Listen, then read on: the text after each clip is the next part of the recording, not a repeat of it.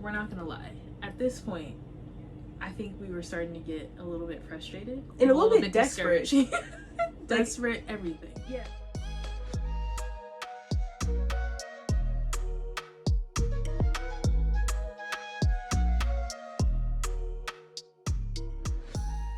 What's up, y'all?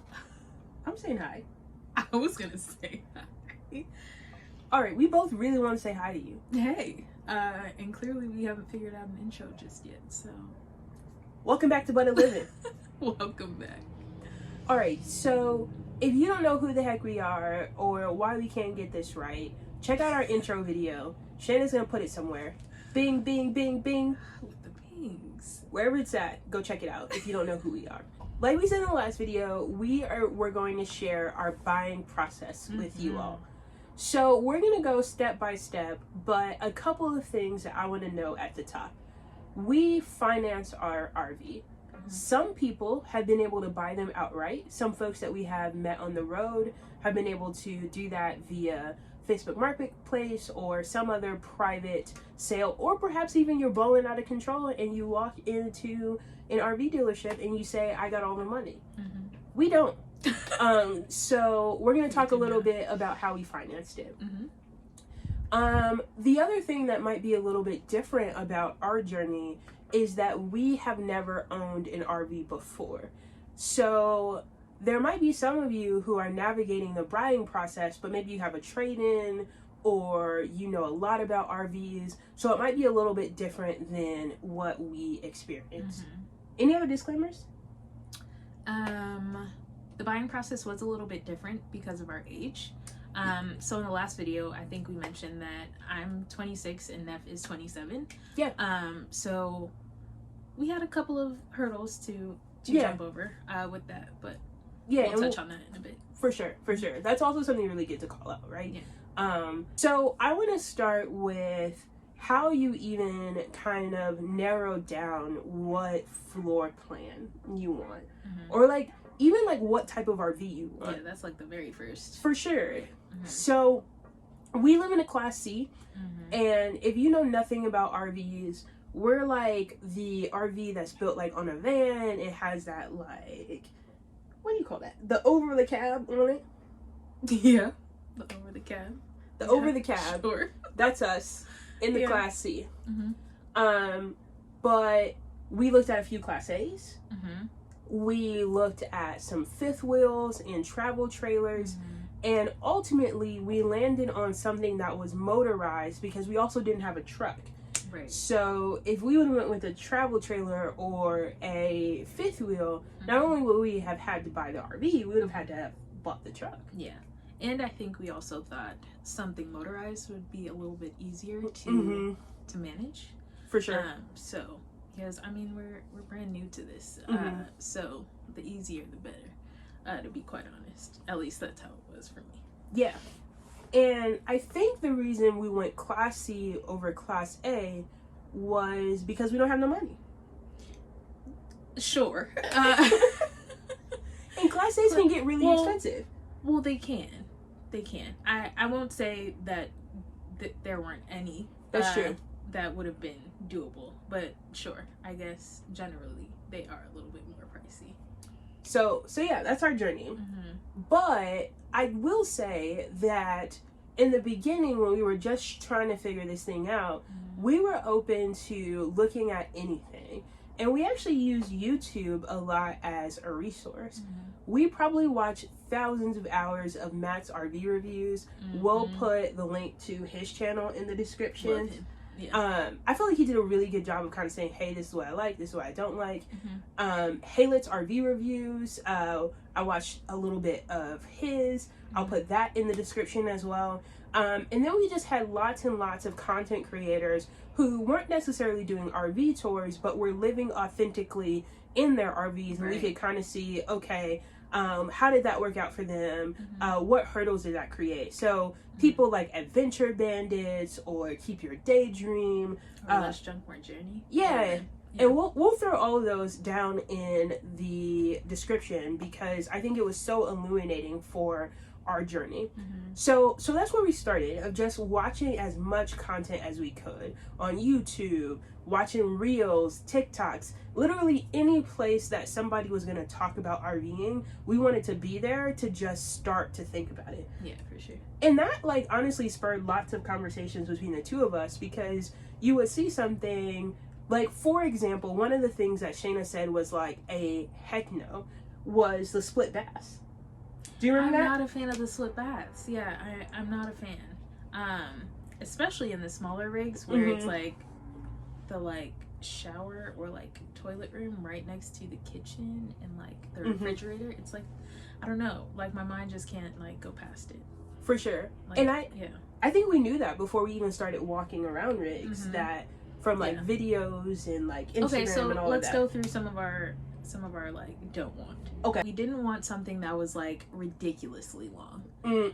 That's true. So that was super important to us to like stay under like 32-ish feet. And we actually started with let's stay under 30 feet. Yeah. Because we had heard if you want to get into national parks or state parks, then you need to stay under 30 feet. And that quickly died. Yeah, it did die. And we need to talk about that, because it died because we fell in love with a particular floor plan, which is the one that we have, and they just don't offer this floor plan under 30 feet. Right. What was another don't want for you? I know that I did not like the corner beds. So if you've been in some RVs, there's like a bed that's like squished up against the corner, and it means that person can't really get out of bed, and that was not gonna work. No way, no how. Right. And again, this is like purely our opinion and purely like what is gonna work for us. Disclaimer, we're not haters. So we're all about the disclaimers, apparently. If you have a split bath, or if you have a corner bed and you love it, let us know in the comments. Because we've also never lived in that, right? That's true. So it could be that we made the snap judgment, but had we gone with a rig that had those things, we would have fell in love with it. Very true. So let's talk about some of the things that we did like, because I think that started to influence our search a little bit. Got you. So one thing that I really wanted and that I currently really enjoy is a pass-through bathroom. I love to be able to like access our whole rig, like even with this like slide in, because we have been in predicaments where we can't take the slide out. So I love to be able to like walk through our bathroom, get to our bedroom, and like have that be it, and still access everything else as well. So we'll have to show you this in the RV tour, but when our slide comes in, the hallway is a little bit inhibited, but you can still access the entire rig, which is so important because we often might find ourselves at a Walmart. We have spent the night at casinos, at Cracker Barrels. We've never done a rest stop, but I'm not opposed to it. It might happen. But the reason that I bring this up is that, or if your slide just like breaks, which has also happened to us. The slide has been broken. But you sleep in these places and you don't get the opportunity to open your slide because you want to stay as small as possible and be as respectful to the establishment that's allowing you to stay the night. So it was incredibly important to us that we be able to access everything with the slide in.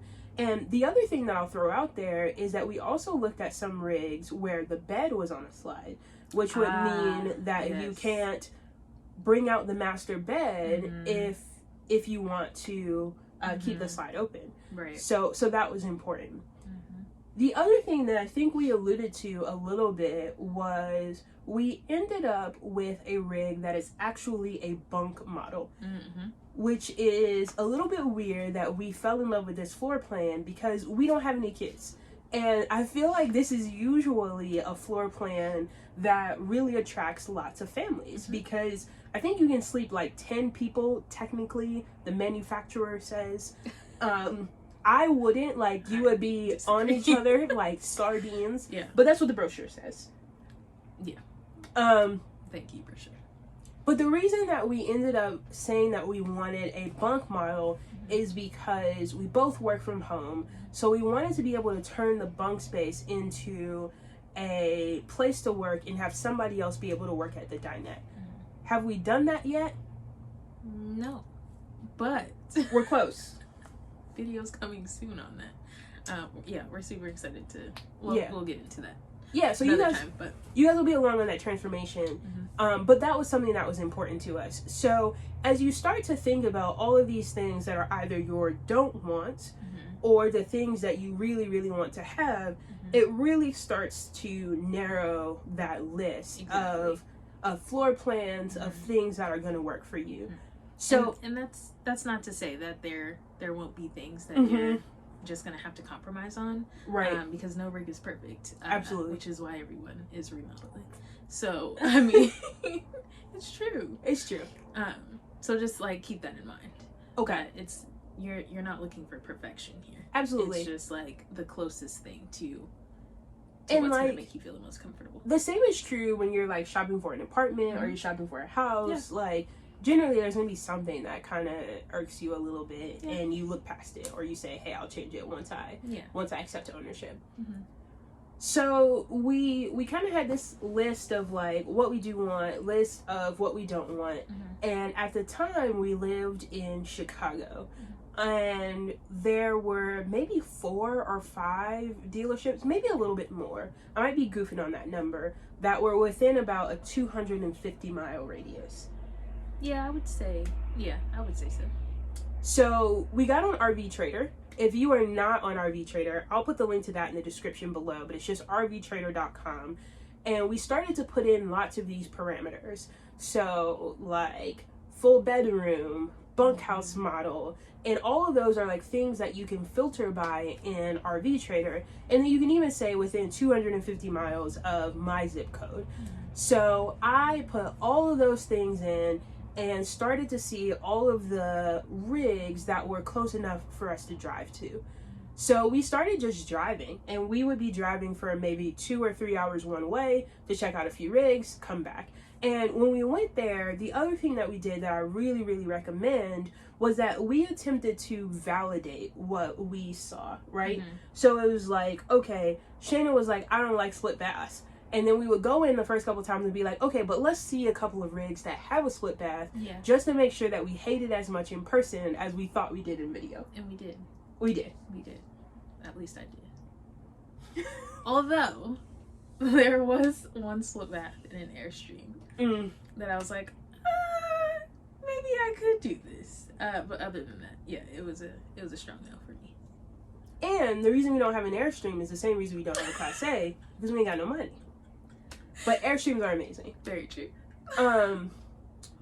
So finally we walked through probably at least like 30 or 40 rigs. And we even went back and started like looking at travel trailers, looking at fifth wheels. We knew it would be a lot to get a truck plus a rig, but we didn't want to presuppose anything. So like, let's check it all out.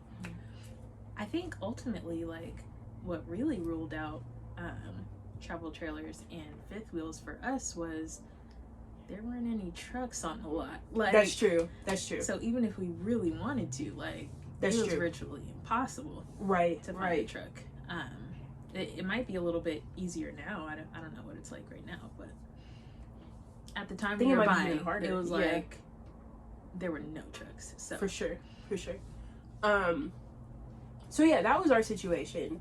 So I think we finally narrowed it down to one floor plan that we really liked. And the one thing about RVs is once you find a floor plan that you like, know that multiple brands are going to make that exact same floor plan. So we live in a Thor Quantum LF31, which I believe is the same as the Jayco Red Hawk 31. I think it might be F2, but don't quote me on that. It's also the same as the Integra Odyssey 31F or something like that. And all of these are the exact same floor plan. And to add even more of a kicker to it, Thor, who makes our RV, actually owns both Jayco and Integra. So we... confusing, why don't you? Hecka confusing. There's like this whole family tree of RVs, and you think that there are like these hundreds and hundreds of brands, but almost everything is owned by just a few parent companies. So we had narrowed it down to this floor plan, and we knew that it was going to come in one of these 3 brands. either the Thor, the Jayco, or the Integra. I think the very first one that we tried to get was in Michigan, and it was a Jayco Red Hawk of this exact same floor plan. Yeah, that was sick. Was really nice. Yeah. And that one was actually brand new. That was a 2021, no? It was a 2021. So brand new, really cool. So we went there, we put down a deposit, I believe. I think the deposit was like $1,000. And Al, who was the finance guy, who was dope. Yeah, it was like the cutest, like, mom and pop. Like, yeah. It was a small dealer. Yeah. Very small dealer. Was like, okay, he took our information. I think we had to provide our, like, pay stubs from work. And then obviously they ran, like, a credit report. And so he said, hey, we'll get back to you. And what actually happened was that Al got back to us, and we didn't outright get denied, but what we had was 10% to put down on the cost of the rig. And he said, based on the age of our credit, we would have had to put down 20%. So that's kind of like what Shayna was alluding to in terms of, like, our ages. And he actually straight up said it, not in a bad way, but just like trying to educate us of, like, yo, we often work with people who might be double your age or triple your age, and they maybe have had multiple mortgages, and they've had lots of car loans, and maybe they've had a boat loan, and all of that stuff matters in terms of proving your credit worthiness. And even though we had decent credit scores, like in the low 700s, it was still really hard for us to get a loan putting down the amount that we wanted to. So ultimately, even though we love this dealership and we love the rig, we ended up having to pass because we just didn't have 20% to put down. Yeah, it just didn't work out. Yeah, it didn't. That's a good way to put it. It just didn't work out. Yeah. So you move on to the next. Right. So then was LazyDays, right? Is that the right? So if you don't know LazyDays, they are a national RV brand. So they've got locations all over the place. Like Shane was saying, we went to the one in Elkhart, Indiana, and then we went to the Chicago location that is really an hour outside of Chicago. But we looked at their rigs, and they also had what I believe was a Thor Chateau 31F, which is the exact same floor plan as what we currently live in. So that one was also brand new. Yes. And we went with LazyDays again. So same exact process. Show them our pay stubs, credit report, all of that. And basically they told us the same thing. That time they were going to need 15%, but it still was a little bit more than what we had saved up. Like, the other part of the journey, like, I don't want to lie to y'all, like, we had already accepted an offer on our condo. We didn't necessarily want to go back and, like, live with our parents or something to, like, save up some extra money, because that would have maybe been the other option, right? To like, and we talked about that a little bit of like okay, like, let's go live for like 3 or 4 months over here, stack up some more bread, and then we can get the 15 or 20% that they're asking for. And we just didn't want to do that. So there was also like this big time urgency of like, yo, like, we didn't like outright get rejected, but it felt like rejection because we're like, we don't have the money you're asking for. We ain't gonna have the money you're asking for. It's not happening. So kind of as a last ditch effort, we were on General RV's website, which is another nationwide dealer. They have a couple of locations in Michigan that were not too far from us in Chicago. And then they also have some locations down in Florida. And we actually found out about them because at the time that we were watching Matt's RV reviews, he worked for General RV. He doesn't anymore, but that was part of our introduction to that particular company. So we found a rig that actually is not the one that we live in. Yes. So yeah, we found a Mini Winnie, and it was a little bit cheaper than some of the rigs that we had explored up until that point. And we're not gonna lie, at this point, I think we were starting to get a little bit frustrated and a little bit desperate. Desperate everything. Yeah. So I think this Mini Winnie was just like, at this point, like, it'll do if we can get for it, sure. And like, and we talked about how important that bunkhouse was to us. This was not a bunkhouse. Not at all. We were just like, yo, if you can get us in a thing that is going to get us from point A to point B, and frankly we can move our crap into, we'll take it. Because above all else, we're just trying to get out to travel. So exactly.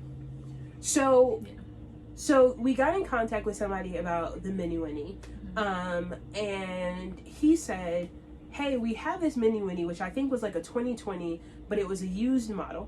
But we also have a 2017 Thor Quantum that was very lightly used. It had 14,000 miles on it, and it actually was the floor plan that we had been looking at from this entire point. I mean, it wasn't brand new, but like literally that floor plan hadn't changed from 2017 to 2021. And that was like also on our list, right? Like it didn't have to be brand new. For sure. Because truth be told, we wanted to like kind of make it our own anyway. So something used was perfectly fine to us. Yeah. So yeah, a 2017 Thor Quantum. Right. The exact floor plan that we want. Like, yeah. So he was like, yo, this hasn't even hit General RV's website, but I can send you some pictures of it. And if you're interested, we can see what happens. So at this point, we still don't know if financing is going to work out. Because before, it's like we had been down this road where we had found like the rig that we wanted, but it wasn't necessarily working out from a financing perspective. So we still had to go through that hurdle. And by maybe the grace of God or whatever we want to call it, it worked out this time. So we were able to put down the 10% that we had allotted, and we got approved. And part of it might have been that General was, I think, the largest dealership that we dealt with. So I think maybe they have a relationship with more banks who frankly were just willing to take a chance a little bit. So that worked out. And it probably was about 3 weeks or so between like us getting approved and us actually having like the RV in hand, because like it was so new to their lot that they had to like wait to get the title and like other like kind of hurdles that we had to jump through. So we actually ended up like our house closed. We had to be out of there. And we ended up spending like a week in a hotel in downtown Chicago. Oh, that was crazy expensive. We had to get a storage unit at a U-Haul to like hold our stuff for that week, before we could go down to Michigan where the RV actually was to grab it. But luckily we like were able to see it before that, so we were like, yeah, this is the one that we want. And the other thing that I want to throw out there that was an important part of our purchasing process is we got an RV inspector. And I don't remember where I got that advice from, but that was so important to me because I didn't know anything about RVs, and neither did Shayna. And there are so many components that could potentially be broken or be out of place. So I think we ended up paying, I want to say about $400. Does that sound right? I don't know. I don't even remember how much we paid, to be quite honest. It was so if you're thinking 400, then it was somewhere between $300 and $500. But what the person does is they go around and they basically look at everything. And usually RV inspectors are also folks who can work on your RV. They won't because that's a conflict of interest, but they are folks who understand how everything works. They understand how to fix it, and they provide what I think was a 90-page report or something like that of everything that they looked at, what they would recommend servicing, all of that. And we actually all of the things that we couldn't see, like when we went to go tour it. So for sure. And we actually used that with General. So there were a couple of things that the RV inspector pointed out. So like the outdoor shower wasn't working correctly, and based on that report, General was able to fix it.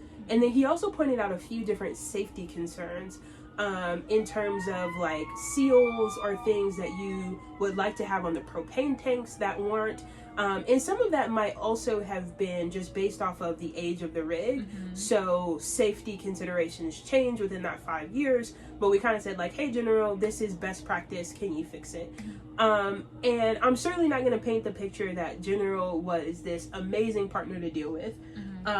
They weren't terrible. I'm sure other people have had worse experiences. Well, this particular dealership. For sure. But I won't, like, lump general. For sure. Whole, Good point. Yeah.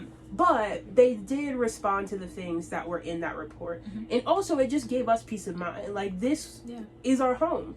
And we wanted to make sure that we weren't getting a lemon. So that was a really, really important part kind of the process. Oh, was that the same? Getting a lemon? Yeah. Oh. Okay. So yeah, that was that. We got that report. And then after General kind of had the title in hand, which was an experience that was a little bit unique to us, because it was almost like our salesperson had given us kind of this sneak peek. So generally that won't be something that most folks have to do. Yeah. But after that, we had the keys, and we started a 1,000-mile journey from Chicago to where we are from, which is South Florida, to hang out with some family. Yeah. So that was our buying journey. We would love to answer any questions that y'all might have. We're not experts by any stretch of the imagination, but we can be really, really transparent about what went well for us, what didn't, what we had to do, what we didn't. If you are brand new to this process, I would put buying an RV basically in the middle between buying a car and buying a house. It is not going to be as complex as when we bought our condo, but it's not quite as easy as buying a car off the lot. So happy to answer any questions. We hope that y'all like, comment, subscribe, all the things. We're so excited about sharing this journey with y'all, and we'll see you next time. Okay. Yeah. Oh, and let us know if you like want us to do a part 2, like, for sure. Just to get into a little bit more of like how our experience was with this particular General dealership, and I don't know, whatever. Yeah, whatever other questions we can answer. Whatever you want to know. We'll do part 2, part 3, part 4. Because I think part 4 would be a bit much, but if you guys really wanted. But yeah, thank you so much for watching. Again, please like, comment, subscribe, and share. We really appreciate it. We'll see you next time.